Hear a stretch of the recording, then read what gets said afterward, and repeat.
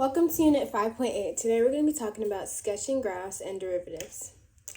Now this unit can be a little bit tricky, but it is seen all over the AP test for Calculus AB, so it's very important to know how to sketch a graph.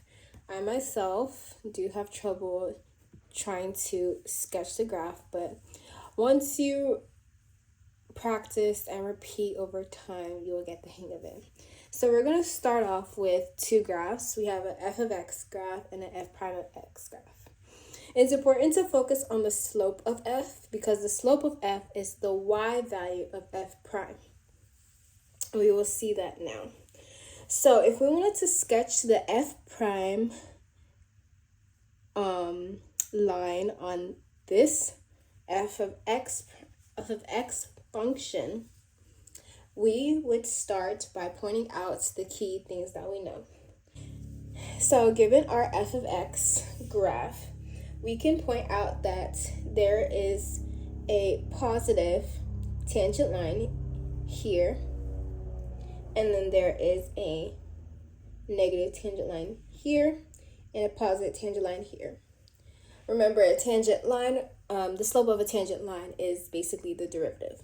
So because we know this, we know that it goes from it gets extremely positive and slowly decreases. And then we see here that it gets to 0.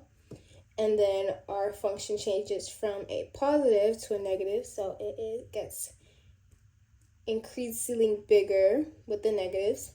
Then it changes again, so we have a 0 here, and then it gets increasingly positive as we go up our graph. So we've pointed out where the graph looks like. I'm going to draw a f prime of x number line to kind of show you how it's going. So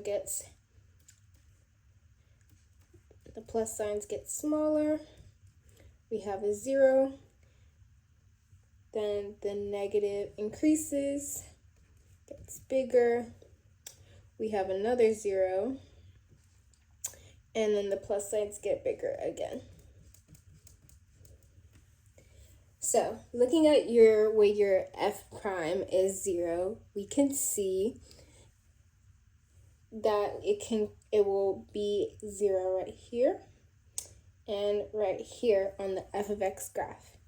And so, as we said, our function starts really big positively, gets increasingly smaller over time, goes to 0, then we go to the negatives, but then it goes back to 0.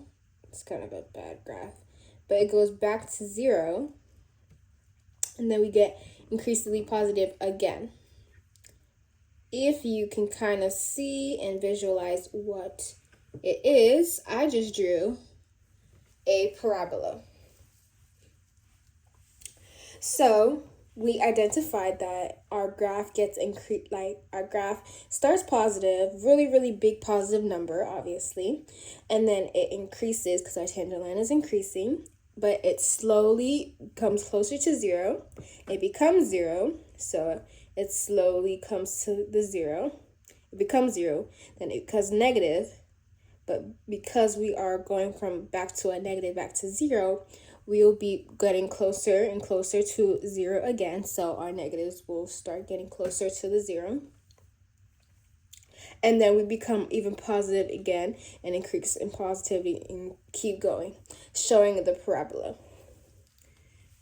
Okay, so let's look at our f prime of x graph. So with our f prime of x graph, we can point out our maxes and mins, and we can also point out our points of inflection. Remember, our maxes and mins is when the f of the derivative graph goes from a positive to a negative and a negative to a positive. So we can see here that our graph goes from a negative to a positive right here. And remember, when we go from a negative to a positive, we have a minimum. We can see here that it goes from a positive to a negative, And when we have a positive to negative, we have a maximum. And back right here, it goes from a negative to a positive, and we have a negative to a positive, we have another minimum. So we have identified our maxes and mins. It's also important to note that for our points of inflection is the changes of concavity. So the point where it goes from a concave down to concave up would be at this point right here, where it changes its concavity.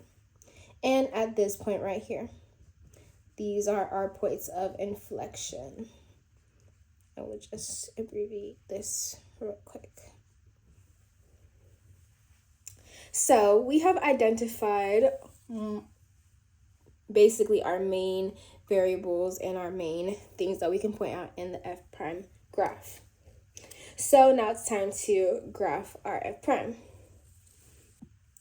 So we know that we have 2 minimum points and 1 maximum point.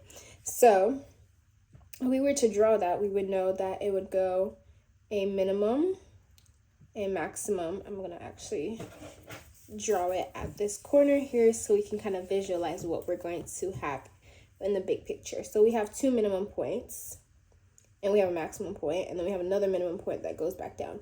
Minimum, maximum. So our graph will kind of look kind of like this, but where do we put these points? So you want to put the points between the point of inflection and our maxes and mins. So our point will start right in the middle here and equal to the same place in the middle here. And so we would just recreate this picture. We have no numbers, we have no actual specific points, so we are just going to estimate. I'm going to redraw the picture that I drew down here with my minimum. Then I come back up, hit those points, my maximum, come back down, hit those points again, come back up, and then I have my minimum point again. Very, very easy sketch, not specific, not to the point, just to kind of visualize what the main graph will look like. Now, something like a quick, easy hack to remember that, first of all, you shouldn't rely on this, but just an easy thing to remember is that if you are given a parabola or a x squared function, the derivative of x squared is 2x, and the second derivative is 2. So if your f of x looks like a parabola, then the f prime function will just be a linear function, and your second derivative would just be a constant. Kind of visualizing what it would look like because we take the derivatives. That was just an easy hack. If you practice, it makes perfect, and you will learn how to get this over time. It is a little tricky to evaluate, but if you just take what you know and go from there, then it'll be really easy. So that is all for 5.8. Thank you for watching.